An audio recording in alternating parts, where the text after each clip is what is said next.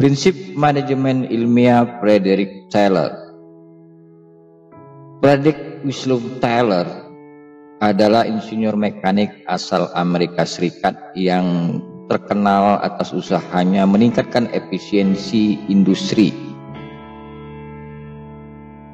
Usianya sampai dengan 59 tahun, lahir tanggal 28 Maret 56. Dikenal sebagai Bapak Manajemen Ilmiah dan merupakan pemimpin intelektual dari gerakan efisiensi.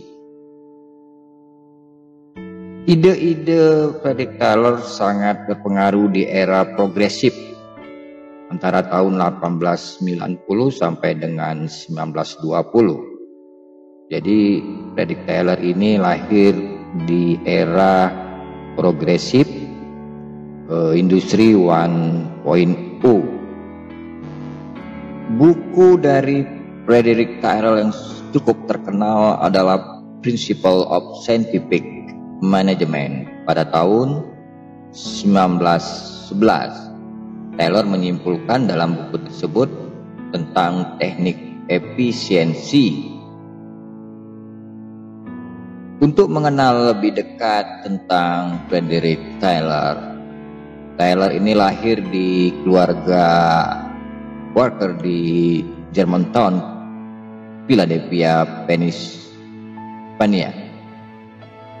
Ayah Taylor, Franklin Taylor, seorang pengacara Princeton.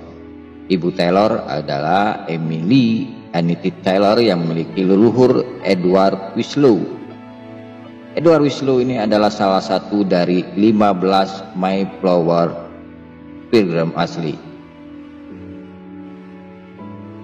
Nah, dari sejarah turunan Frederick Taylor dari leluhurnya Edward Winslow, yang menarik ini adalah termasuk Edward Winslow ini adalah salah satu dari 15 Mayflower Pilgrim asli. Jadi kalau dalam sejarah ada perluasan kekuasaan di daerah Eropa yang melakukan pelayaran. Nah, salah satu pelayaran itu menggunakan kapal Mayflower. Jadi cukup terkenal sebanding dengan pelayaran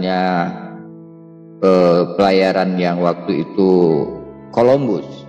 Nah, keturunan dari Frederick Taylor ini adalah salah satu dari 15 Mayflower yang menyeberangi dari benua Eropa ke benua Amerika. Winslow menjabat selama bertahun-tahun sebagai gubernur koloni Plymouth. Jadi ketika perluasan kekuasaan ketika itu Inggris ke benua Amerika. Nah, diantaranya adalah Edward Winslow tadi. Kemudian dia menjabat di daerah koloni sebagai gubernur koloni Plymouth. Frederick Taylor belajar selama 2 tahun di Prancis dan di Jerman. Kemudian melakukan perjalanan Eropa selama 18 bulan. Pada usianya 16 tahun, pada tahun 1872, ia masuk Philip Exeter Academy di Exeter, New Hampshire. Pada tahun 1874, 2 tahun setelahnya, tahun 1874 di usia 18 tahun, Taylor lulus ujian masuk Harvard dengan gelar kehormatan. Pada awal musim semi tahun 1915, Taylor menderita radang paru dan meninggal dunia. Penelitian Taylor memberikan kontribusi yang sangat besar dan signifikan terhadap ilmu manajemen. Ide-idenya tentang standarisasi, praktik kerja, penetapan tujuan, uang sebagai motivator, seleksi ilmiah pekerja, dan waktu jeda istirahat, semua terbukti menjadi teknik manajemen yang sukses saat ini. Meskipun Taylor dikritik karena dianggap tidak manusiawi di lingkungan kerja dan memperlakukan pekerja sebagai mesin.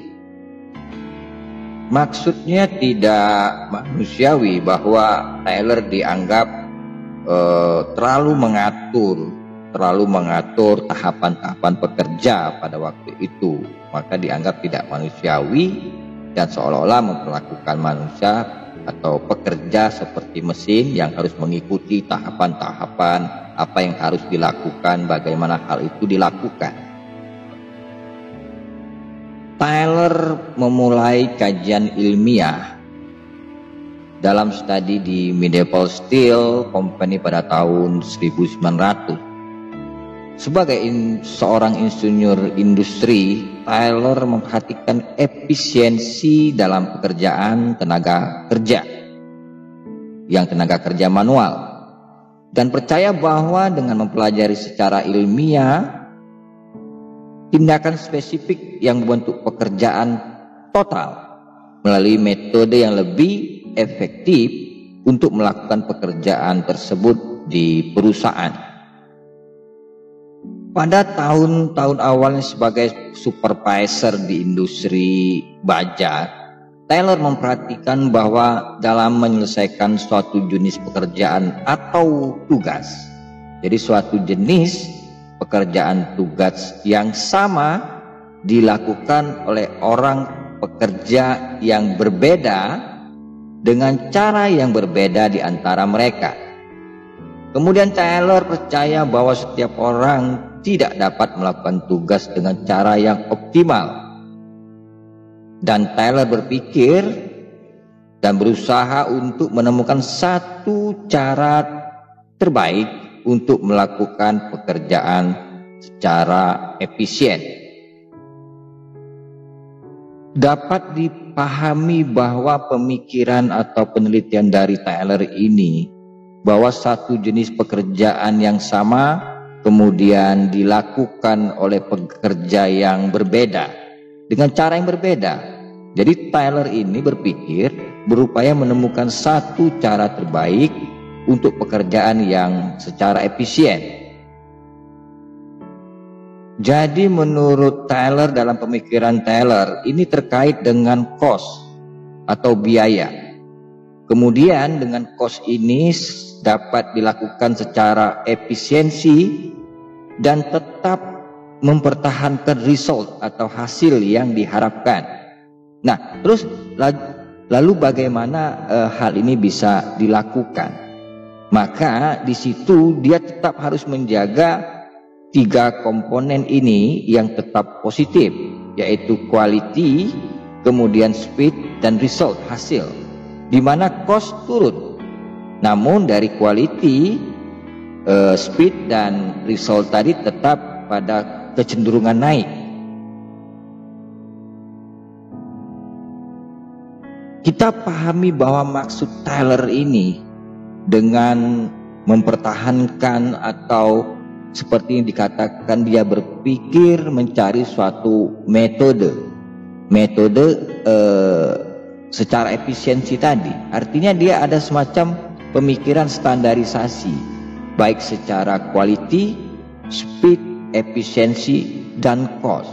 Memang berkembangnya selanjutnya mungkin kita pernah belajar di manajemen biaya terkait dengan just in time dan sebagainya. Nah, ini adalah bagaimana mempertahankan quality, speed, efisiensi, cost dalam suatu standar yang nantinya bisa quality itu tetap naik, speed juga tetap naik, result juga tetap naik, dengan cost-nya tetap turun. Maka akan secara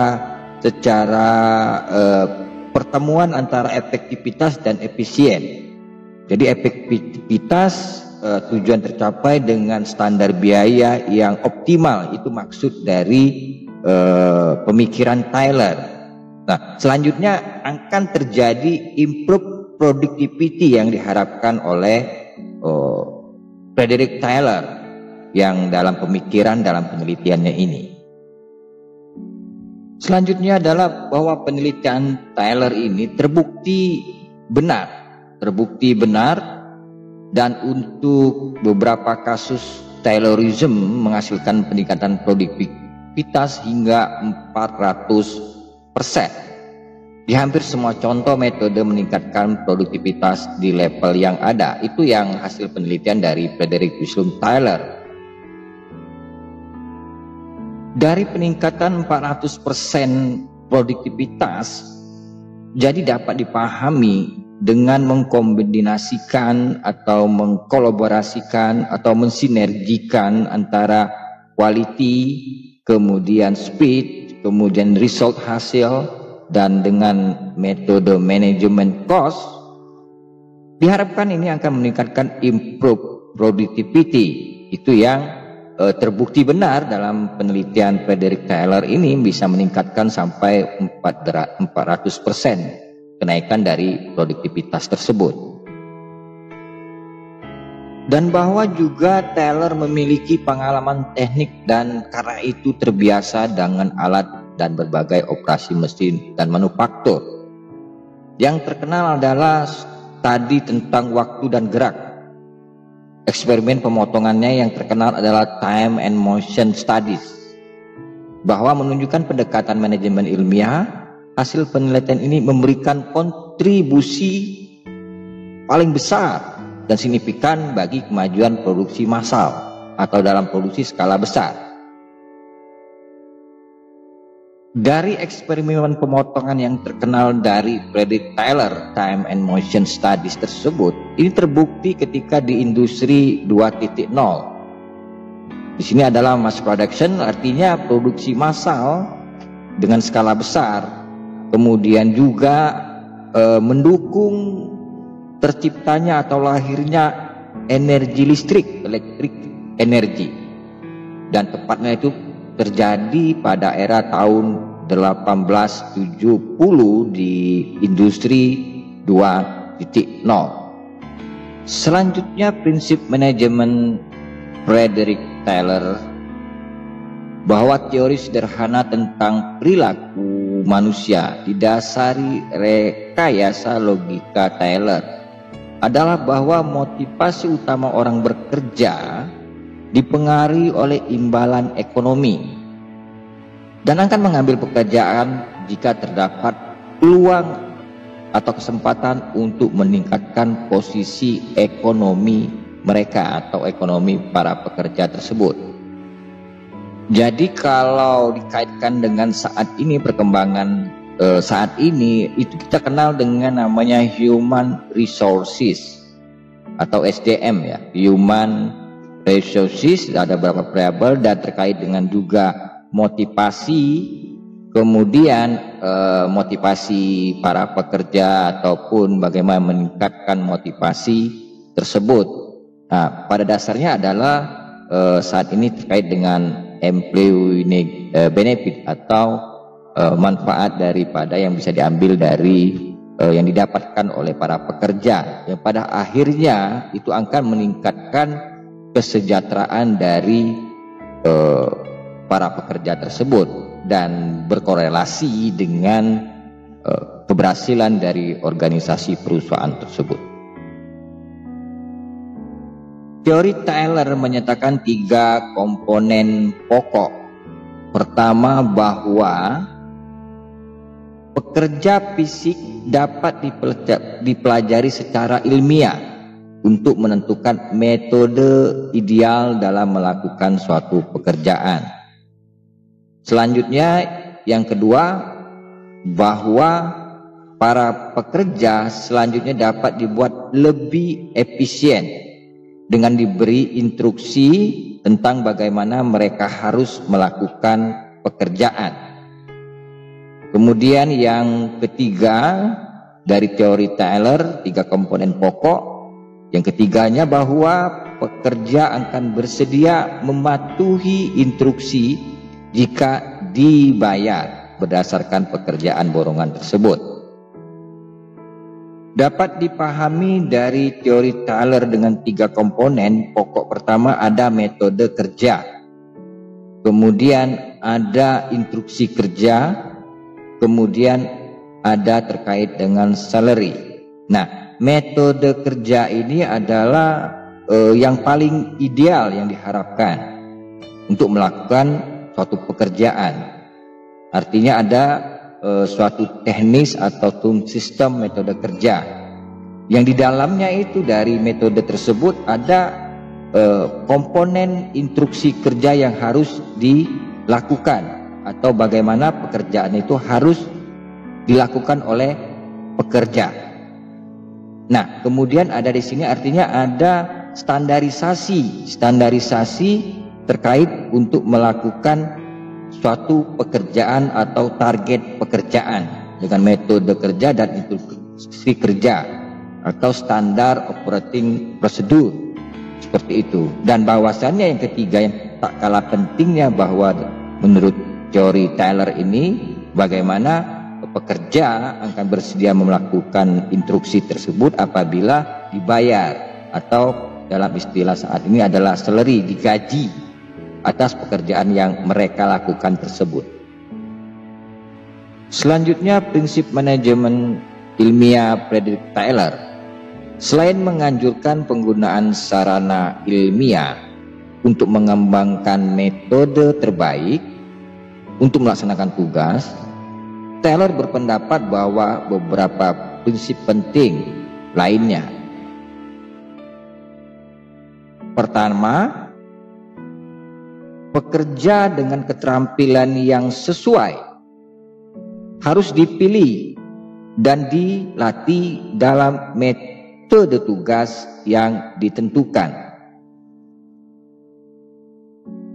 Prinsip yang pertama ini sangat kontributif dengan saat ini yang kita kenal dengan rekrutmen, metode rekrutmen terkait dengan bicara skill yang maksud Frederick Taylor tadi skill yang tadi bahwa keterampilan yang sesuai.